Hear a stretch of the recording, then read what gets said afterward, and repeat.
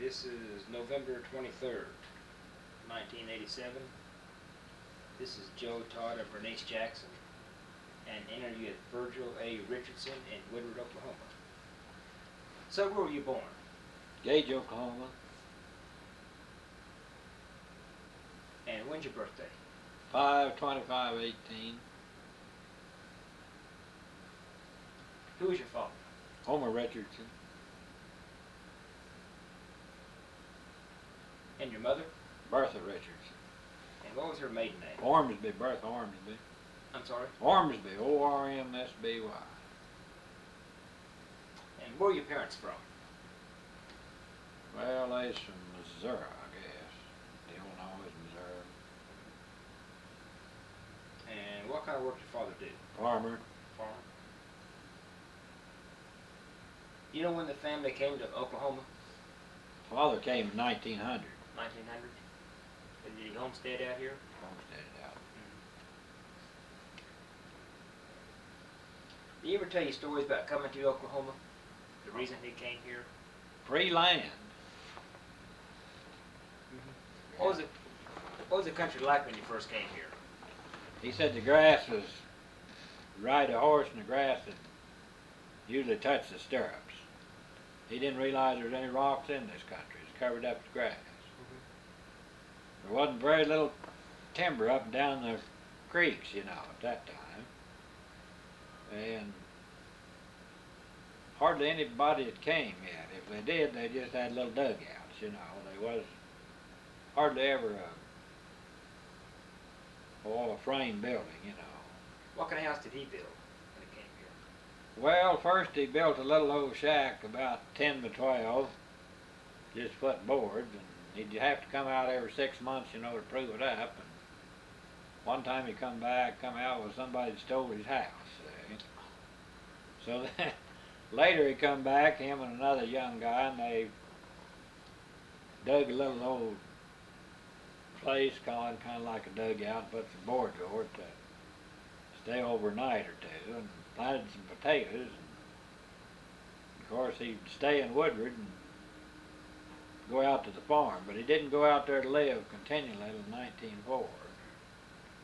But I never could ever. The place he dug out was such a small deal that I never did actually know where it was. He showed me about where it was, you know. Ever found out he stole the house? He had an idea, but you know, there was people that was trying to run him out of the country, you know.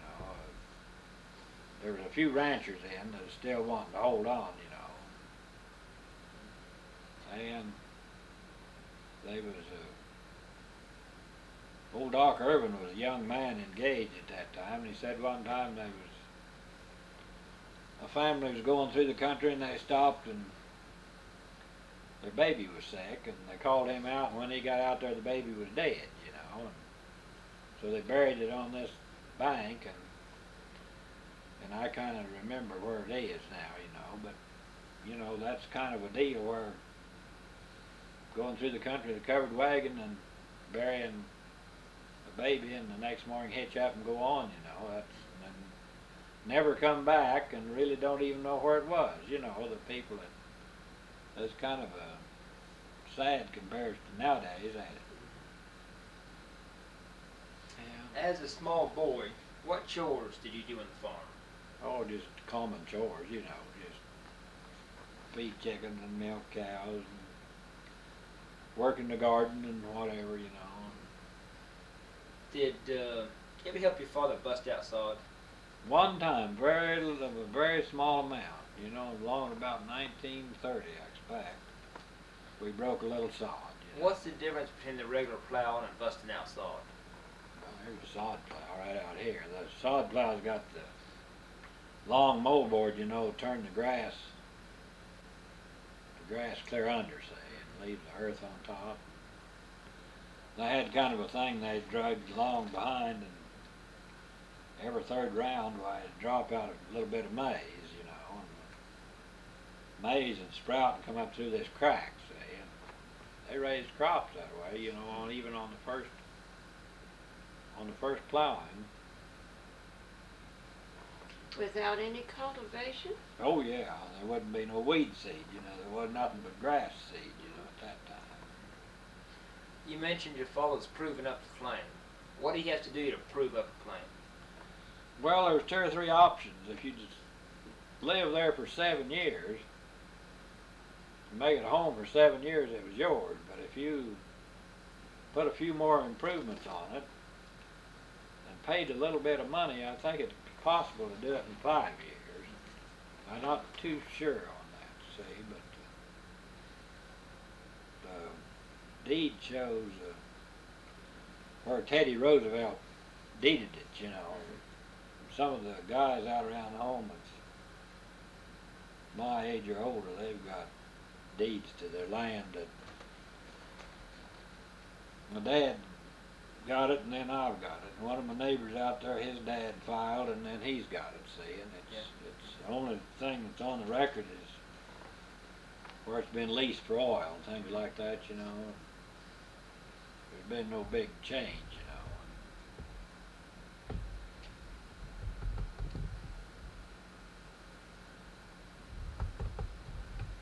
First year I went to school, there was just, the roads was just, there was a 2-wire fence on each side of the road, you know, and they were just trails.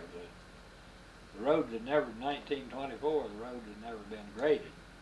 There wasn't any culverts or bridges. There was the next spring, why, when it come time for people to work out their poll tax, why, they'd get 8 or 12 head of horses on a grader, you know, and they'd grade them old tracks full of earth, and they put in a few culverts. When'd you start school?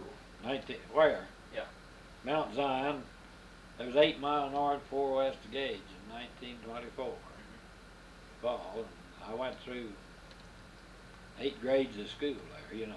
Was it a one-room schoolhouse? 1-room schoolhouse. Well, no, at one time there was, later when I first started, but a little bit later there was 2 rooms, and they had 2 years of high school there. They had 2 teachers. One teacher was qualified to teach some high schools, see, and how does that one teacher handle all the different grades in one room? well, each class had about 5 minutes recitation, see. You know, they'd start in with the first grade and the second and the third and the fourth, and you had a lot of subjects, you know, too. And they'd have a recitation bench up the front. First grade would come up there and they'd put in about 5 minutes with them, see, and then the second grade, and then whether it's history or geography or English or whatever he's having, you know, or spelling. Of course, arithmetic, why, or maybe spelling, they'd let them go to the blackboard, you know, and write a problem or do a few things that way. And Do you remember your first school teacher? yes, I remember. Her name? Pauline Purdom. What was the last name? Purdom. Purdom. Pauline Purdom. What year was that? That was 1924. To 1924.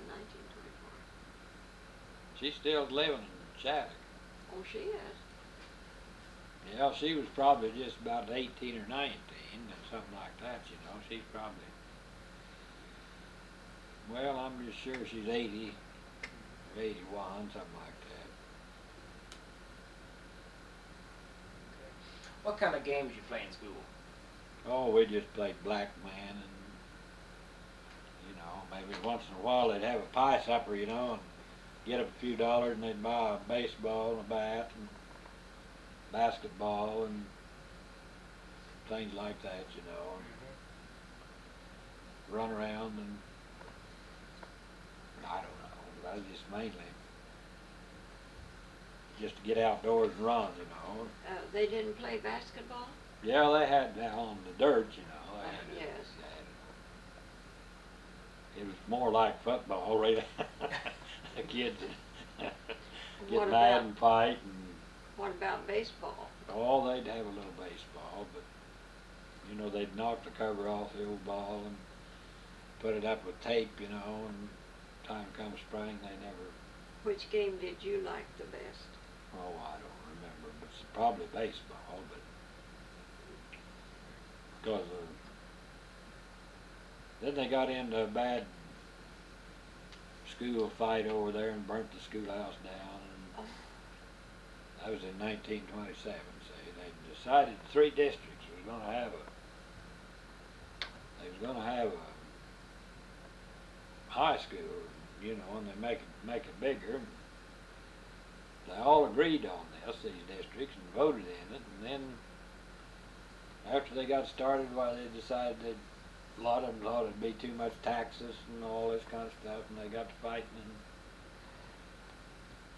so there was one side for it, one side against it, and the day that they got the thing done, I was a kid I was about 9 years old. They come down there and handed me the keys because my dad was on the school board and he was gone, and we could have Sunday school the next day. Well, during that night, the schoolhouse burnt down. You know, the beautiful weather. It's the 3rd of July, I think.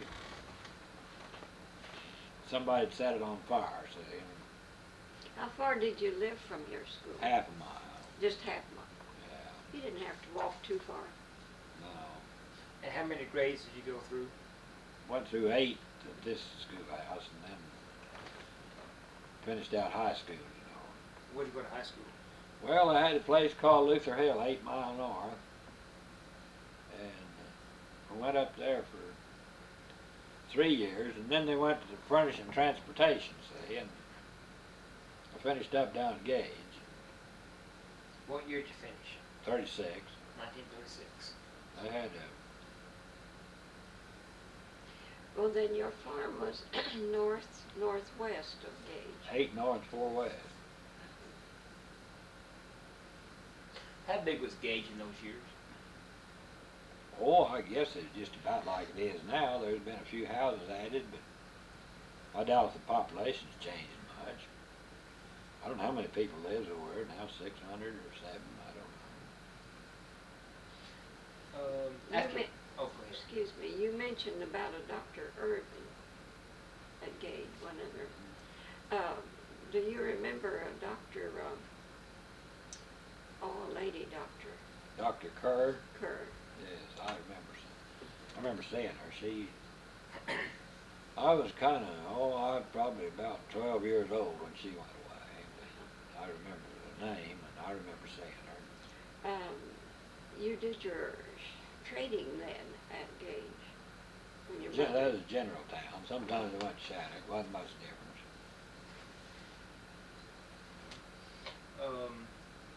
What'd you do after high school? Well, I just stayed there on the farm. My dad's health wasn't too awful good, and I stayed there on the farm till I got drafted in 42. So. You do any work for the CCC or WPA? No, I never did work for it. There was usually enough around there. I'd work out a little bit, you know, summertime, maybe with a thrashing crew or a harvest. What cash crops did your father raise? Oh, I suppose wheat would be about the only cash crop. You never raised broom corn? Well, my dad did. I never did raise much broom corn. I only planted broom corn twice, and it wasn't too. I didn't. Broom corn got to where it wasn't worth much. Were there any Indian relics or villages close to your farm that you could remember? Oh, not really. There was over on the east on the creek there was a burial ground at one time. A fellow there in Gage decided he ought to dig all them graves up, you know, and he did. He found a few little bright pieces of glass or something like that, or maybe a bead or something, you know. But I don't know how long that had been, you know. Do you know who he was?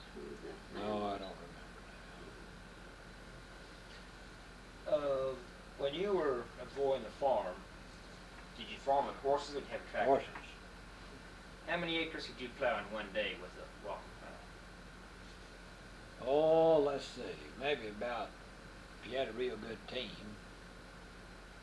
you might get 2 acres with walking plows.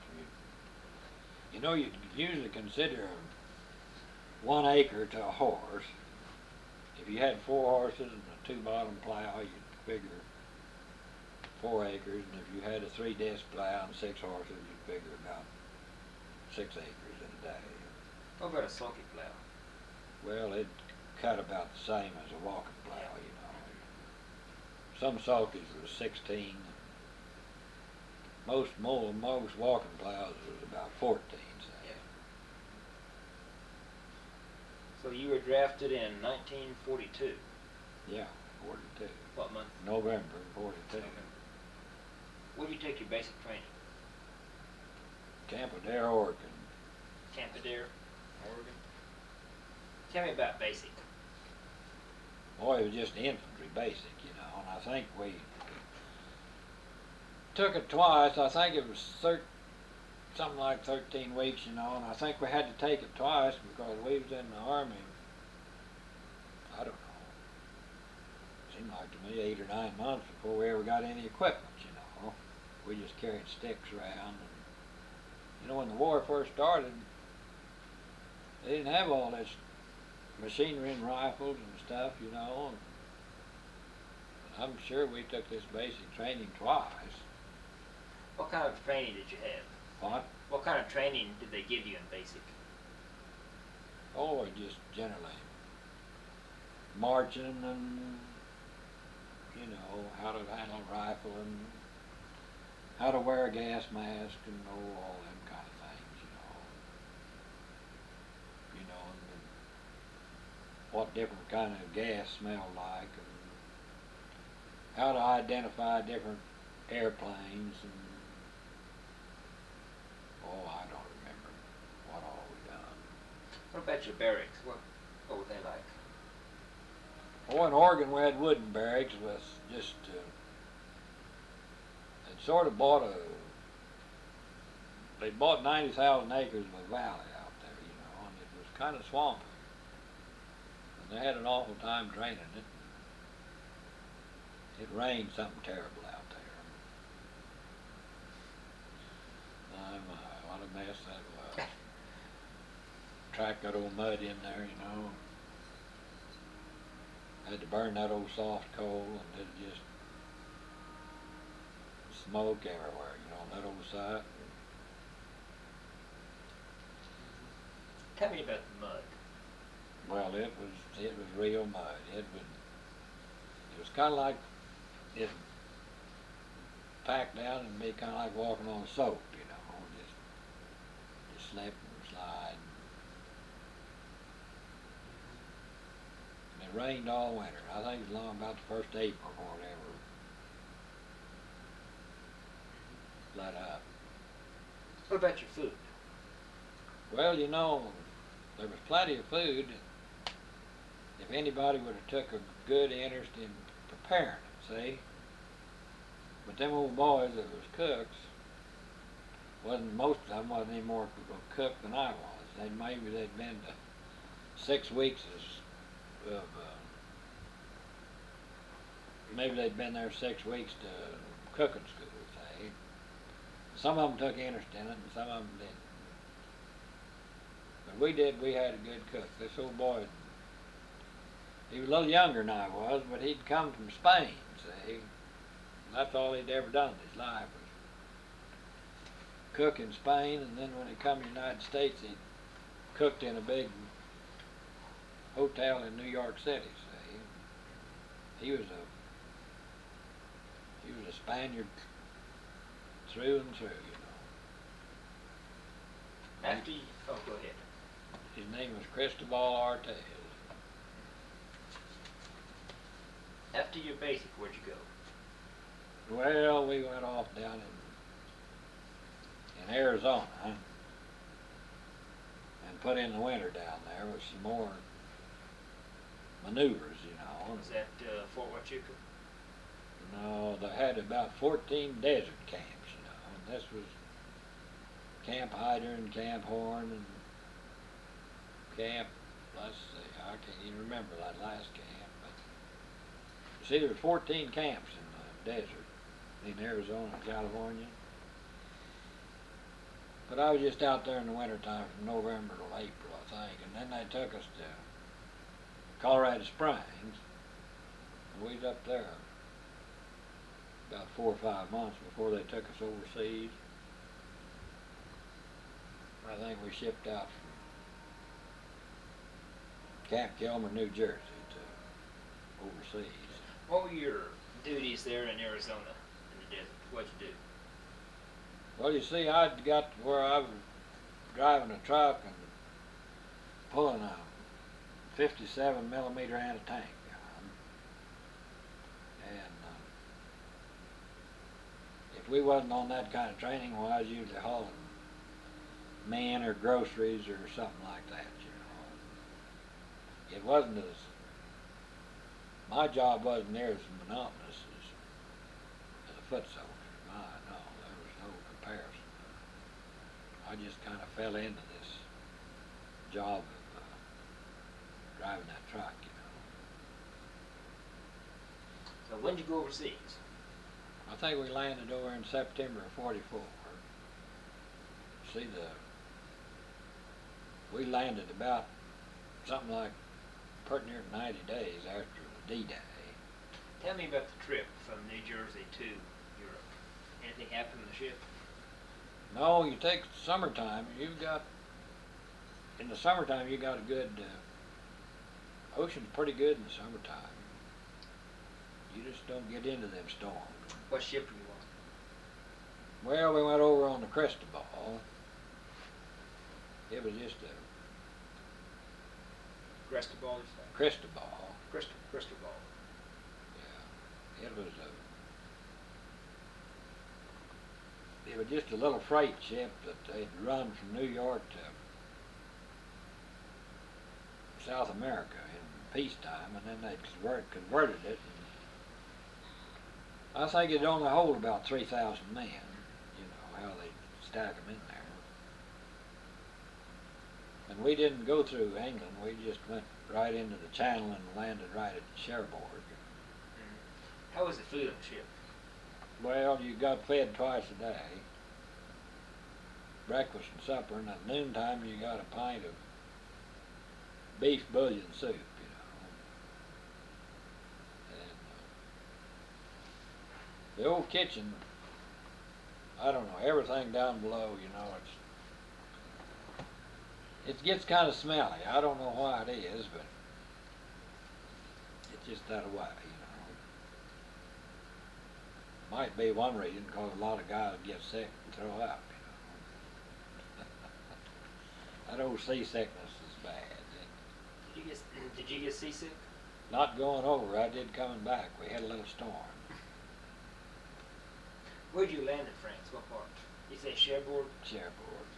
What'd you do when you landed? Well, as soon as we got landed, why, they put us to, I had this truck and we went to guarding dams and railroads and hauling groceries and all things like that, see.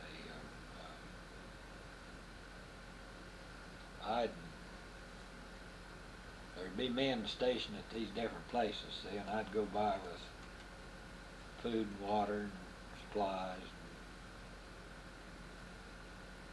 Because they didn't take us on up to the front till about the 20th of October, see, up to the front lines. They took us up into Belgium, and it was just a little bitty ways into Holland, and we had to clear out that country around Le Havre so that they could get them big ships landing at Le Havre. And after we got that area cleaned out, well, then they took us into, they just got into the edge of Germany, see. Were you we went to Siegfried Line? Yes, in fact, we stayed in the old thing a week or so in some of them old pill boxes, you know. What part of Belgium were you in? Oh, actually, I don't know. We came back through Brussels, Belgium, but this here was just kind of open country, say. Was it up around, around Holland, Belgium, that area? Well, we was in Belgium for just a little bit, but we went right on over to Holland. And it was probably only about 30 miles out there, say. And what unit were you in? 104th Timberwolf Division.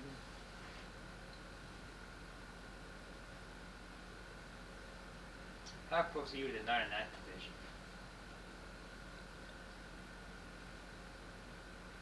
You know, I don't know about the 99th Division. They were at Elsenborn. They were. Yeah, and that's where they got hit. And they were next to the Golden Lion that got wiped out. The 99th? Yeah, the 99th. And then the one that was the Golden Lion was the one, I think the 26th or whatever, was the one that was just completely wiped out. It doesn't even exist anymore. It's the one that took the brunt of the, That was the 26th, right? yeah, I think so. You say the 99th? Yeah, it was the 99th, and then the 26th, and they were all along the Elsenborn there, along the Belgian border between Elsenborn and Germany, in that area, which is not far from Holland. I don't think there ought to have been an odd number. Maybe there was. Anyway,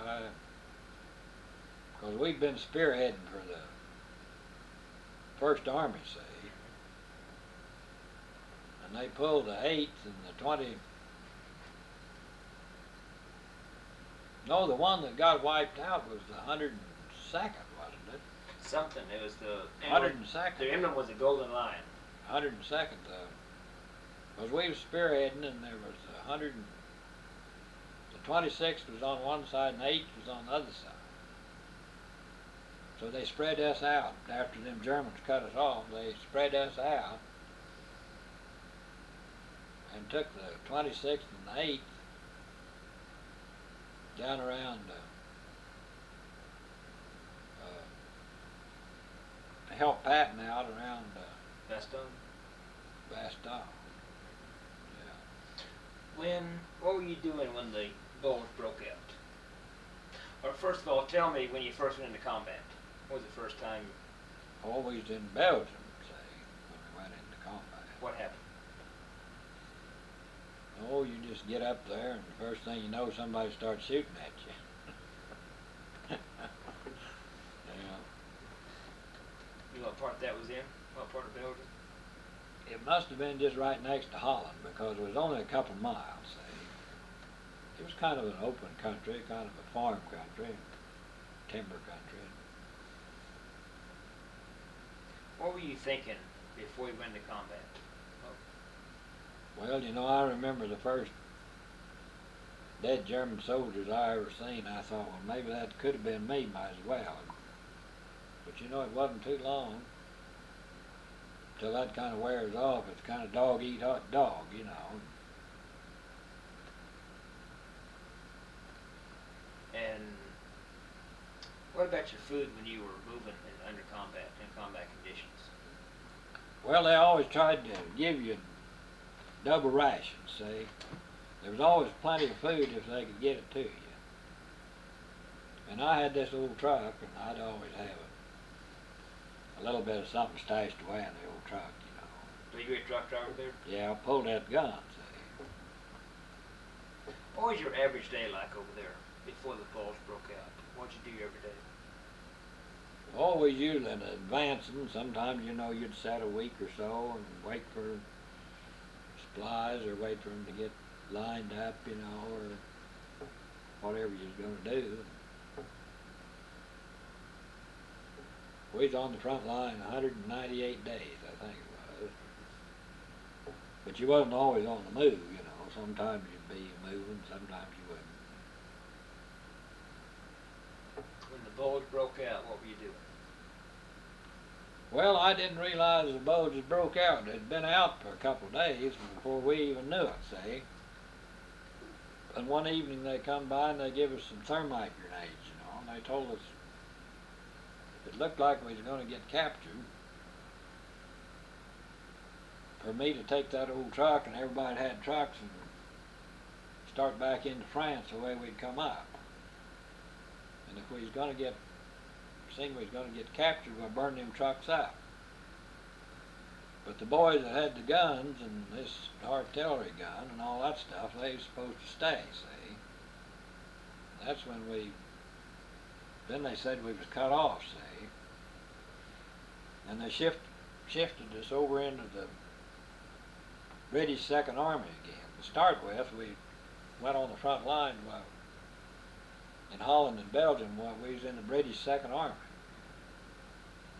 And then when they pulled us out into Europe, into Germany while we was in the First Army. And then when the Bulge come and we got cut off, why, we was in the British Second Army, and if you run out of blankets or clothes or food or anything, you got it out of the British Second Army, see. And the food and the clothing in the British Second Army, instead of being kind of slick wool, was kind of, it's kind of fuzzy wool. Yeah. And you didn't get a whole lot of meat out of the British Second Army, They was in pretty bad shape,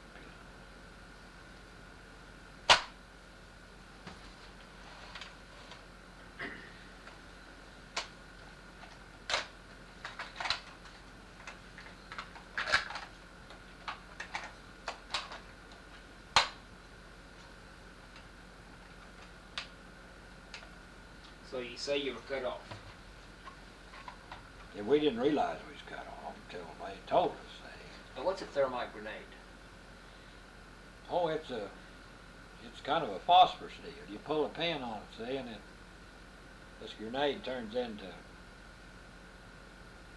it's just like a giant welding torch. You can just put it on top of a motor, and it'll just melt down through the motor, see. They give us 7 of them, I think, to melt the motor and burn up the tires. Is there any danger of you being captured? Well, if we'd have done what they told us to the first night, we'd all got captured, but... What'd they tell you to do? Well, they told us to advance across this open spot into the next woods, see? But when we got there, why, it didn't look very promising. And it was getting pretty close to sundown, so we stopped. And when we stopped, why, that woods was full of Germans and they went shooting at us, see? So that's where we stayed the night, How long did you stay there? Oh, we was overnight, and then we had to back up and let the artillery shell this woods, say. And I don't know whether it was the next day or the day following we went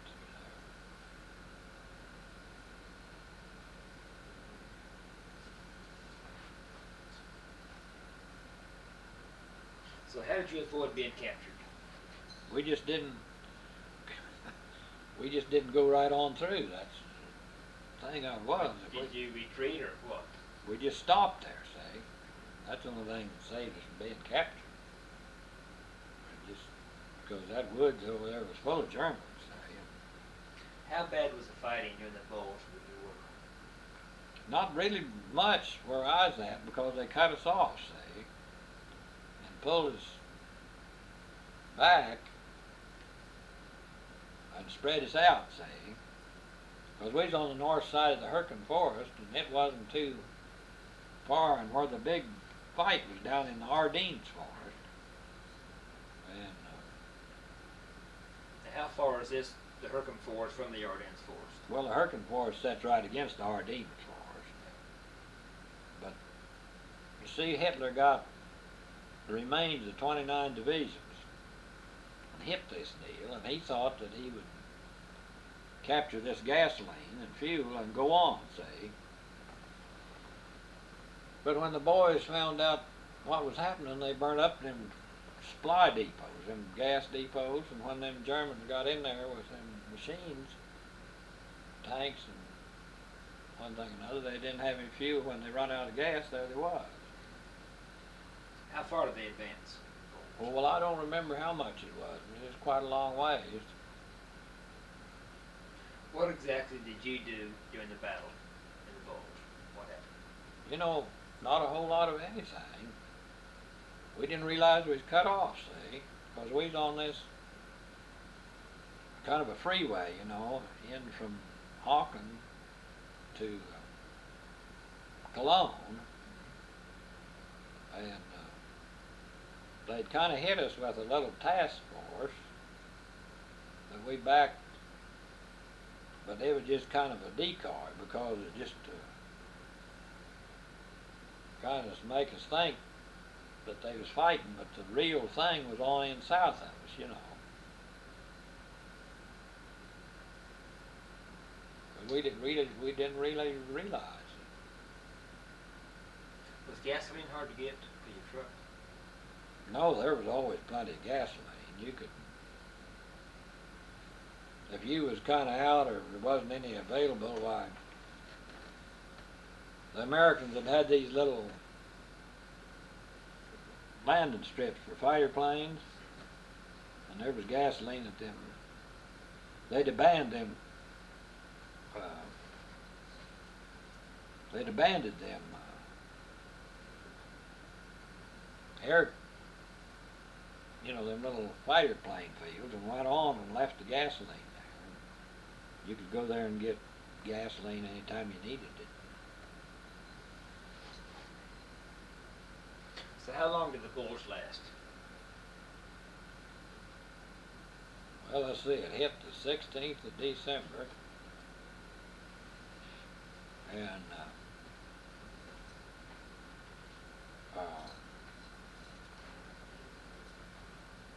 you know, I don't know. I can't hardly remember. It must have been in February that we finally got across the Roar River. Something like that. It was quite a while. You see, the weather was bad, and they couldn't get any airplanes in there to bomb them places where them Germans was. And you say you were pulled down to Bastogne? I never did get to Bastogne. You didn't? So you just sat in the area where you were then, the whole battle? And then spread out. There's people around there. Did you ever interview Oliver Knabe? The name's familiar.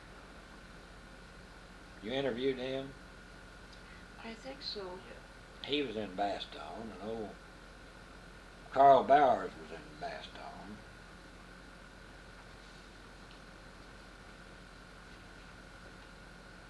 So after the Battle of the Bulge, what'd you do? Well, then we went on to, after February, we went on to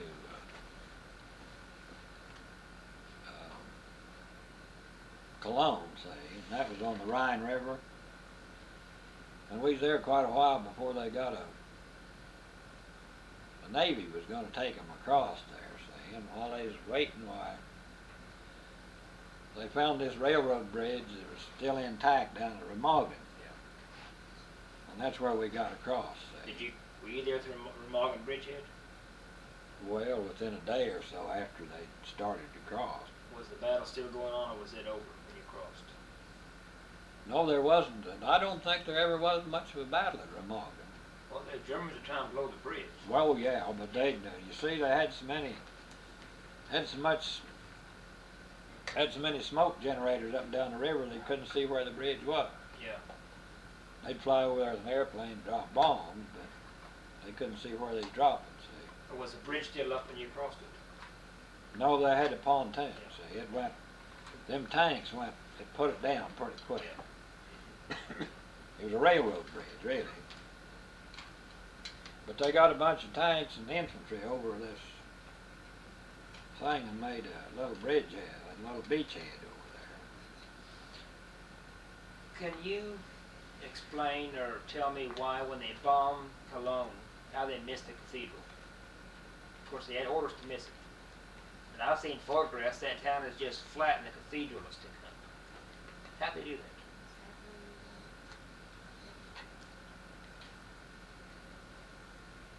I've been to Cologne, I've seen that cathedral, that thing is massive, it's huge. We was about 6 blocks away from the cathedral when we got in there, say. Actually, that part of town was residential. Of course, the train station's right next to the cathedral. Of course, from that big bridge there, But they're mostly, now that part wasn't bombed too heavy, you see, on account of it was residential, there was no object anyway. But when you got a little farther out among the industry, there wasn't nothing left. yeah. It was just a bunch of rubble there. And how long did the war last after that, when you were in Cologne? Well, this was in March sometime when we finally got across the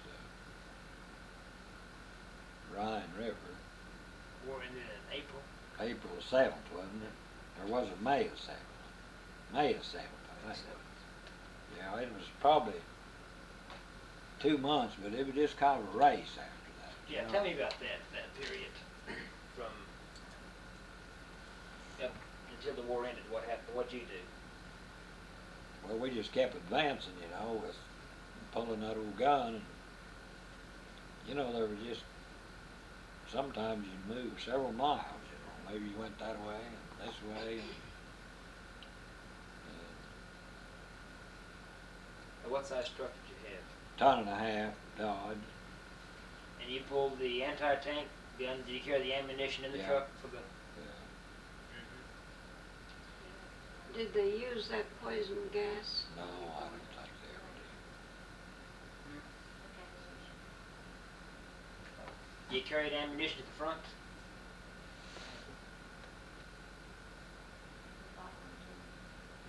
Tell me about taking ammunition up to the front. Oh, it'd be, somebody had to take it, We had, after it got so muddy, we had in a vehicle called a weasel. Did you ever hear of a weasel? I've heard of it. Well, actually, there was a Jeep with tracks on it. And we'd take ammunition and blood plasma and food and stuff like that if the troops got cut off up there, Of course, this would be at night, Did you ever haul the wounded back then to the hospitals? Well, you'd go up there with supplies, and then you'd have to bring wounded back, You could put 2 letters on the hood, and then the walking wounded, you'd usually put about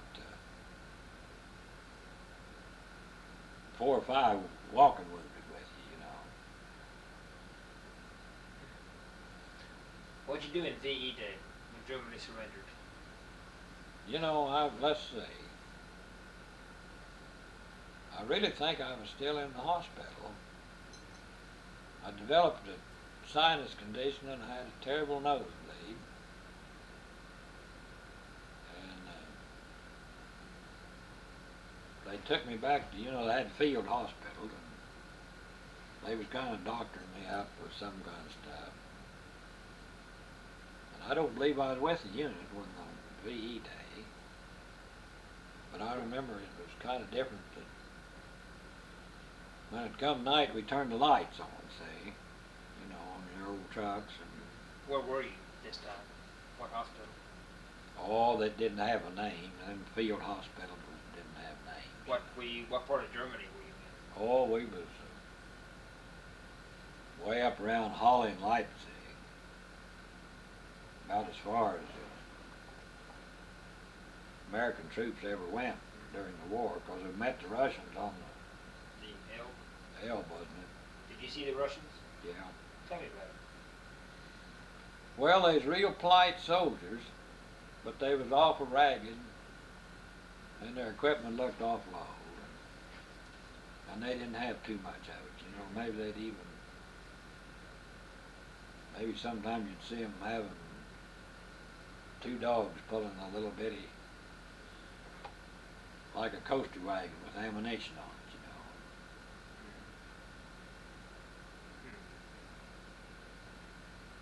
know. Did you celebrate on VE Day? Not that I remember of, no. You just felt a little more relaxed, you know. Did you go through any of the big castles, the big... Not any of the big ones, but you know there was a lot of those little ones. You never did go through a castle that didn't have a lot of mounted deer heads and wild boar heads on it, you know. My father went through one that found a wine cellar in one. Yeah, there were lots of wine cellars and things like that, you know. You never liberated a wine cellar? Well, you know, I didn't ever partake of that stuff, but you know, a lot of the boys, I remember we was on the way to Cologne, some of the big shots was wondering how come that, you know, there'd usually be about 200 men in the company, rifle company, you know. Some colonel or general was wanting them to move on up, and his captain said, move, he didn't have 40 sober men in the last 3 days, see. You know, they just too many drunks. They get into the schnapps and apricot brandy and champagne and wine cellars.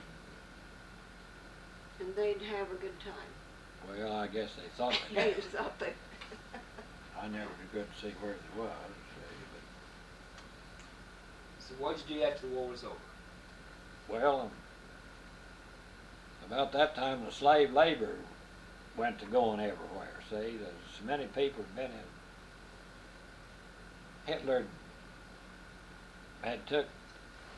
Hitler took French and Belgium and Italian prisoners and put them over on the east side of Germany, and he took Poles and people on the east side of Germany and put them on the west side, see? And there was millions of people on foot, and they'd run little old trains, you know, and haul them back. And where we was at, there was about 30 miles where the railroad had been tore out. Us boys that had trucks, we'd take people from the east, the west, we'd haul them east, and then we'd pick up them on the east and haul them west, see, to where they could get on another. It was just a little old train, kind of like the Katy used to be, with cow and cattle trucks. It's summertime, you know. How long did you do that? You see, we was the fourth outfit to get pulled out of that country. They was going to send us to Japan, and we left Europe on the 2nd of July in '45. And from 7th of May up to, I don't know, maybe the 20th of June, we was mostly just hauling these prisoners back and forth, slave laborers.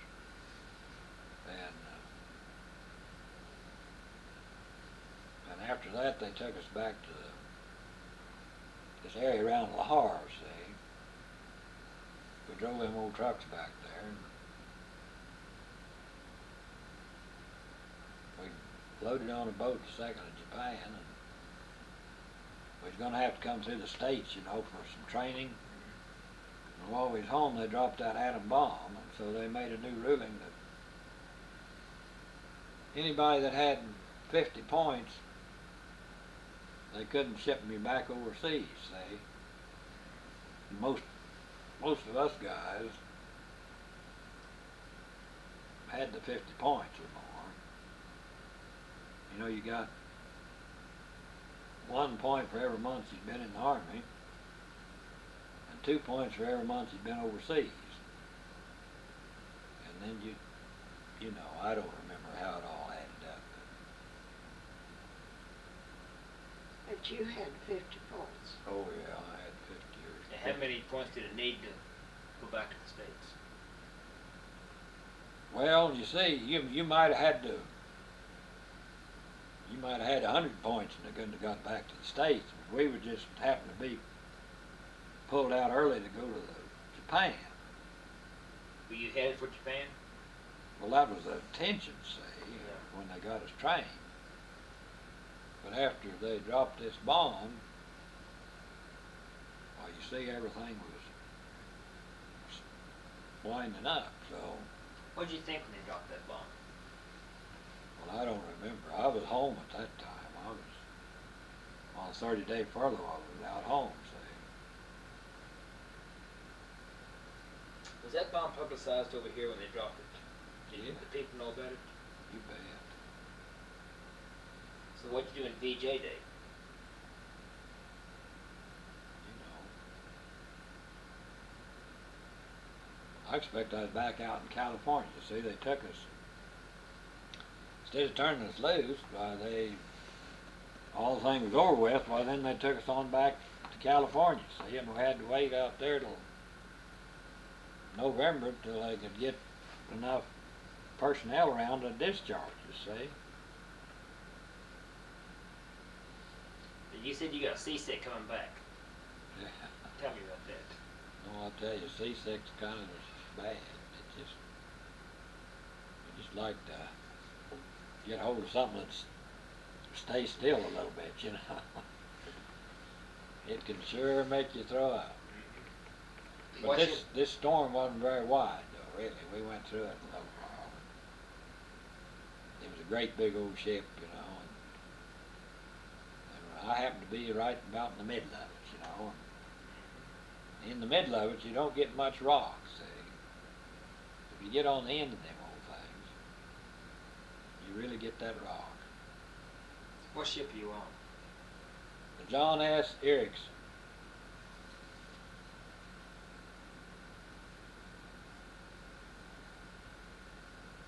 I think it had about 8,000 men on it. That's a pretty good sized ship then. Yeah, it was. It was a big ship. And where'd you land in the States? Coming back? We come back to Camp Kilmer in New Jersey. You back into, you come in New York Harbor? Well, you'd go down this river past the Statue of Liberty, yeah. What'd you think when you saw the statue? Well, you know, you seen it going out and you seen it coming in, you know. And, you know, I never did suppose I'd ever see it either way, you know, but you can get a pretty good view of it out there in the river. Was your impression different coming back than when you were leaving? Well, you know, there were so many guys when we pulled up to the dock, you know. They all run over to one side, you know, and the old ship would kind of tilt a little bit. Actually would, you know. So then you'd wait for hours to get unloaded, you know. It takes a long time to unload 8,000 men, even if you're walking off there 2 or 3 abreast, you know, just like this. They took us to the barracks, you know, and we had to wait for, I suppose we had to wait a week to get a train, you know, to get back. Was there a victory parade in New York City when you were there? No, not that I know So when did you get your discharge? of. The 7th of November in 45.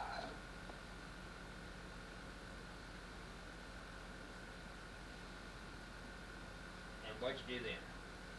Well, that's when I come back to the farm. When you were driving this truck, did the enemy try to destroy the trucks Well, as you would be going back and forth? you know, they, In what way did they try to destroy your truck? all the roads would be mined, you know, or the fields would be mined, and then, of course, if they spotted the truck or seen you moving, why, they'd try and get you with artillery or mortars, you know. They'd shoot at you. Ever had any close calls? Quite a good. I need about one or two of them. Oh, I don't talk about that kind of thing. Well, you had someone looking out for you. Yeah. Were you, so you returned to the farm out by Gage then? Were you there for the tornado? The tornado wasn't out there. See, that was north and west of Gage, and the Okay. tornado was south and east of Gage. I heard it, you know, but I didn't know about it till the next morning. We had an old telephone, and my mother listened the next morning and said that they'd had a tornado and a little boy got killed south and east of Gage, and they thought somebody else got hurt. And I said, well, lots of times that they get them stories too big, you know. And finally the next morning, why, my mother turned this old radio on, had an old battery radio, say, and it was telling that Woodward had got blowed away and had killed 100 people, they thought. And so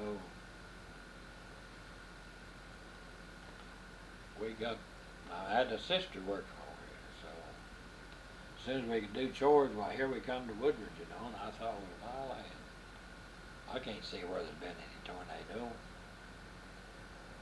Till you come over this hill west, see, and you looked off down this way, and it looked like the British Army backed off and shot the town down, you know, over in this corner. There was just stumps and foundations, you know, over in this area. I guess from here on this way, there's damages, because this old house over here stood, see. But from here on out this way, off in that corner and off down that way, you know, if that old tornado had been a little bit farther south, it would have really damaged this town. You know, it would have got lots of people.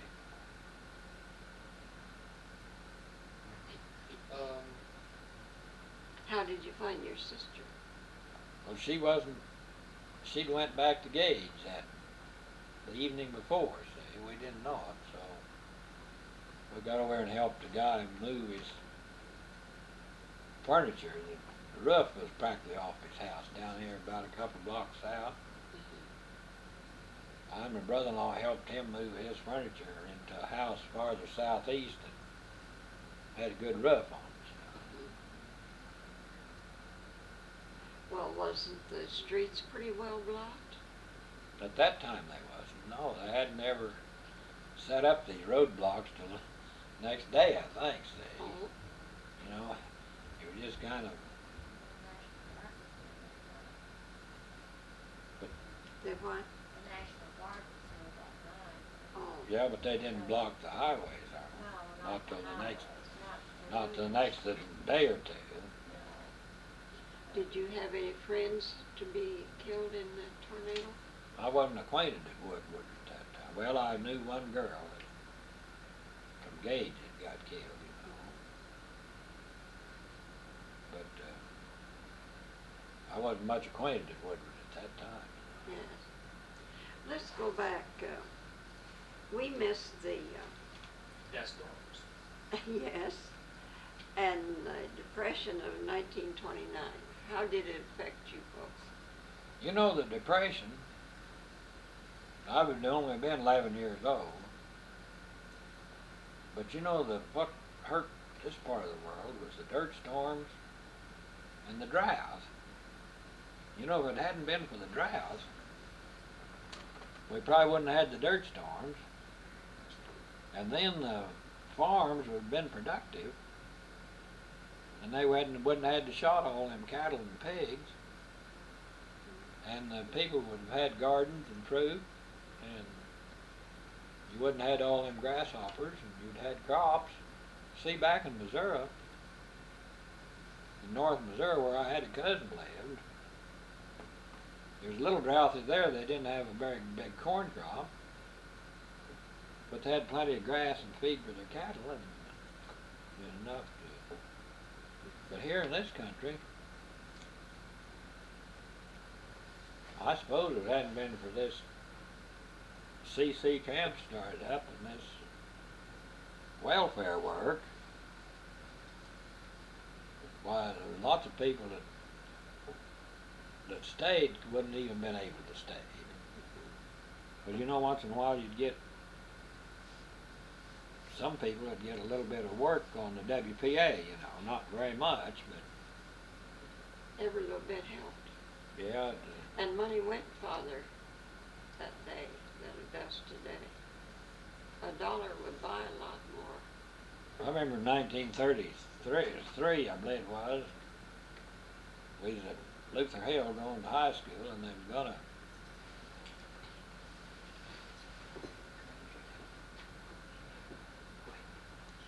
Okay. They got what started at Luther Hill? we was gonna go to Shattuck and play a basketball tournament, and hamburgers was a nickel and jumbo burgers was a dime. See, Mm-hmm. you remember that? Mm-hmm. Where did you live during the Depression? We lived up by Slapout, Did you? 3 miles south, a mile and a quarter east of Slapout. You know where Slapout is? That's up around where Benny Nine lived, wasn't Yes.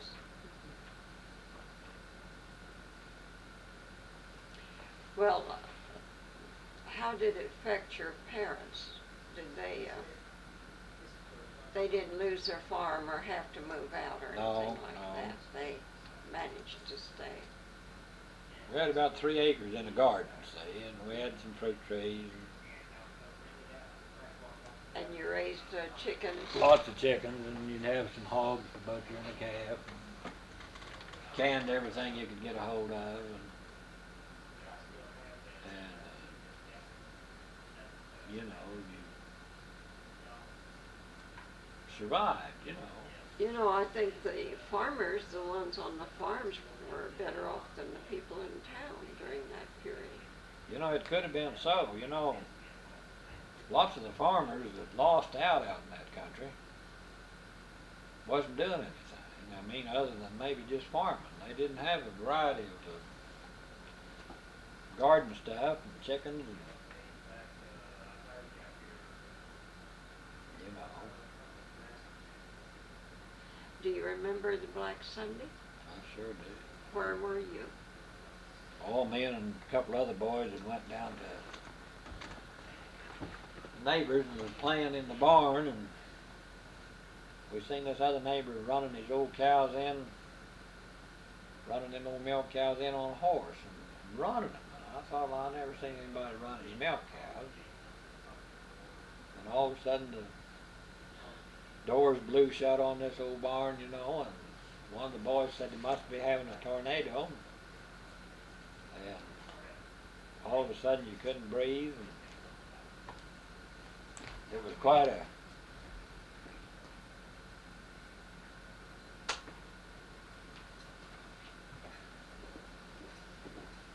We need some more. My page is still running. We worked at midnight that time.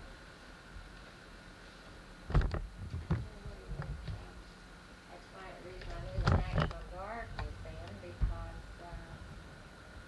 my girlfriend said, you come and go home with me.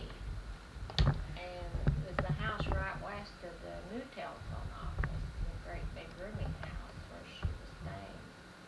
Well, there's a guard right there at that corner wouldn't let us go on to the house until we went down to Civic Center and got a pass. So we were so tired and upset, we went right past Armstrong's funeral home, and you know that these people all over there.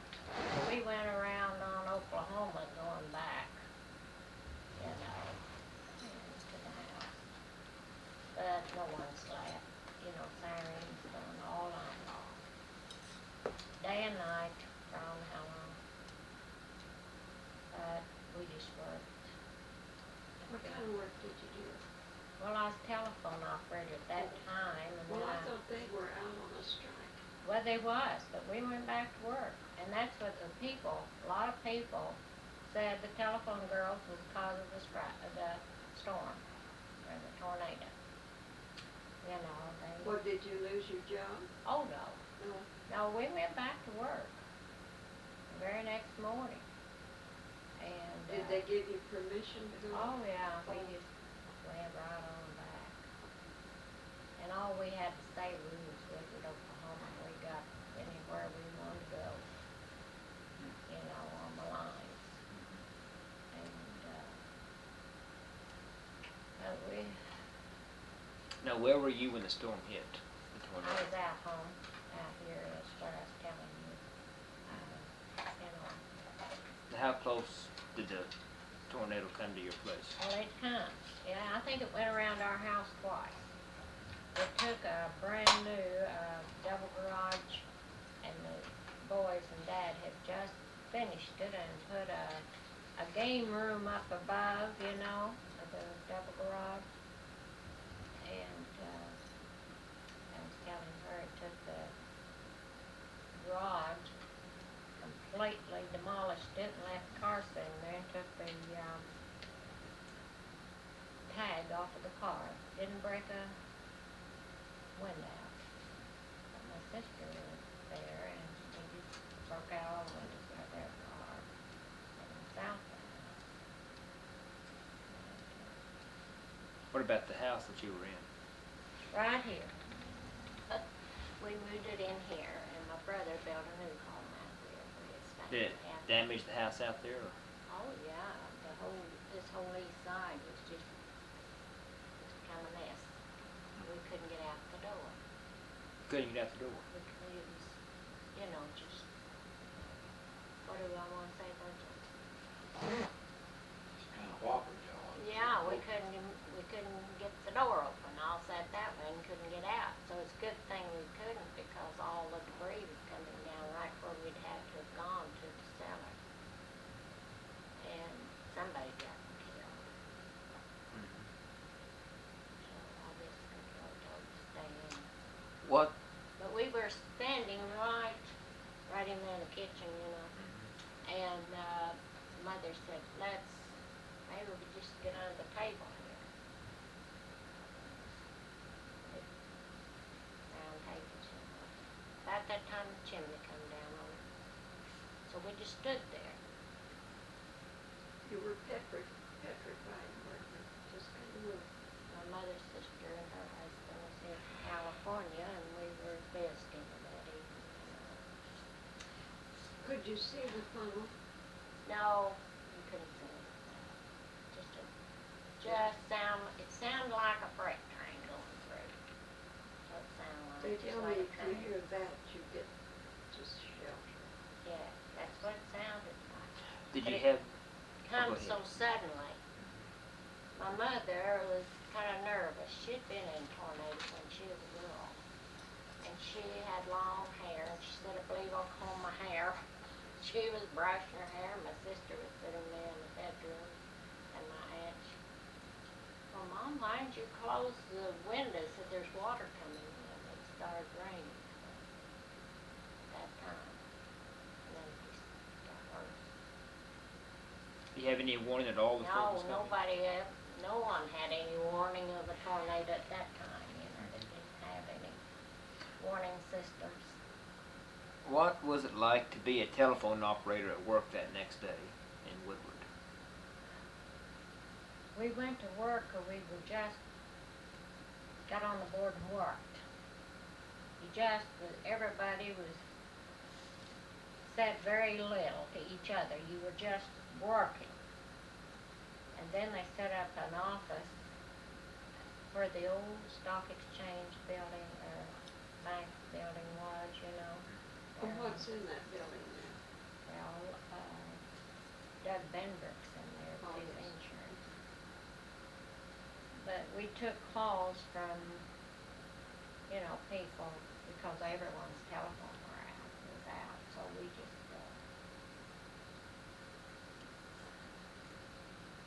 you know, took calls, and then we passed them Were there people calling in from other states? Well, I don't think they could because of the nationwide strike. They, people couldn't It was just the surrounding area. we that could you- get out, but no one could in. How long did it take to get all? I'm sure, of course, all the lines were down. Yeah. How long did it take to get the telephones back in working order? The telephones that were left. Well, several months, I'd say. I just don't know how long it took them. So how are you able to call out then if all the lines were down? They had an emergency set up.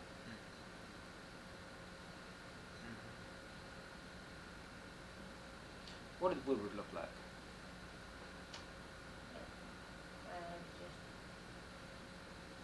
just like everything was blown away.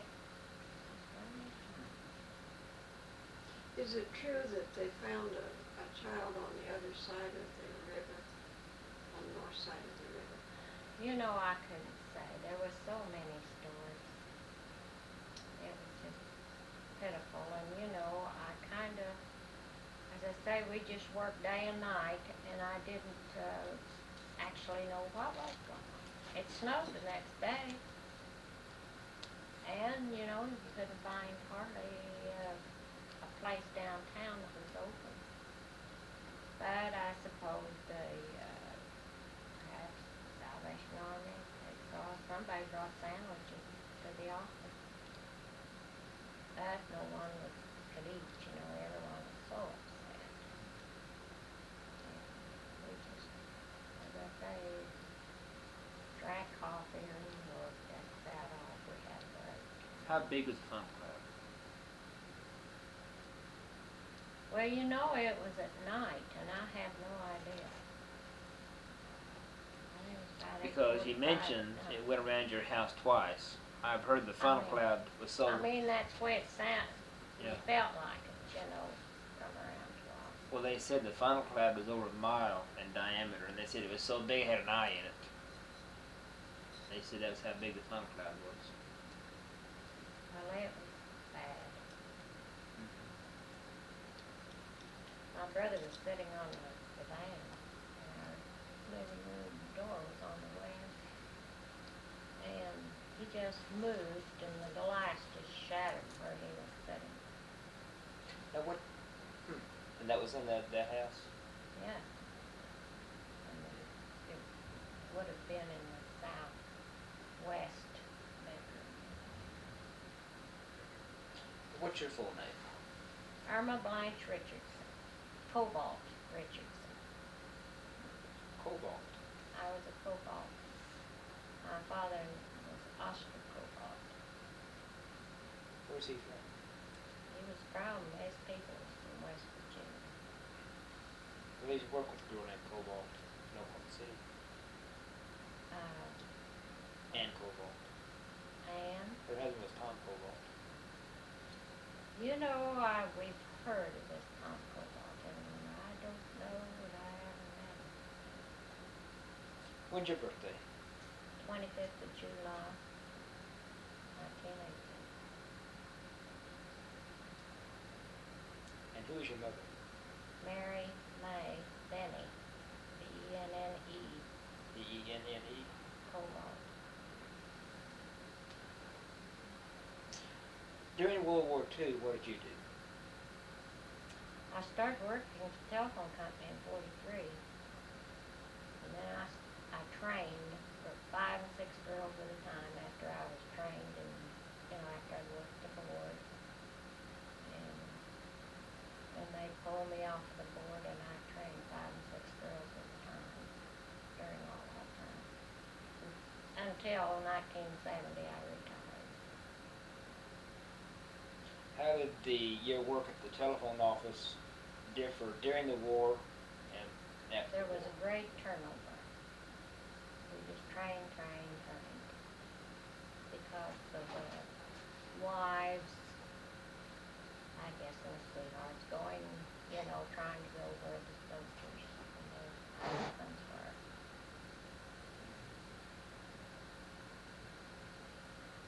How many boys in Woodward were killed during the war? course, the military gets notified by telegram, didn't they? Yes, I'm sure. They didn't use telephone.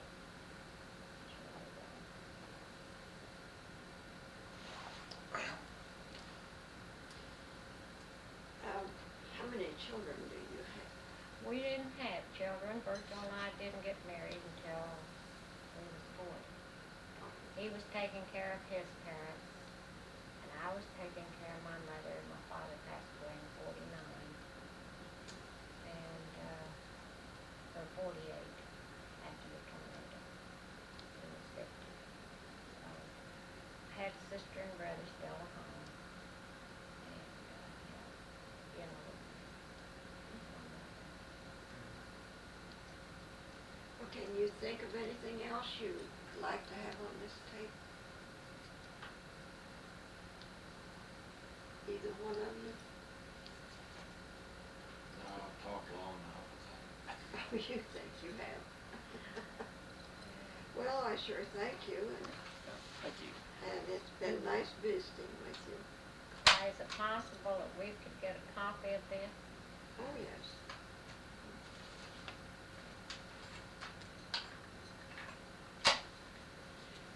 This one here would have your picture on it. It's you've got to have a VCR.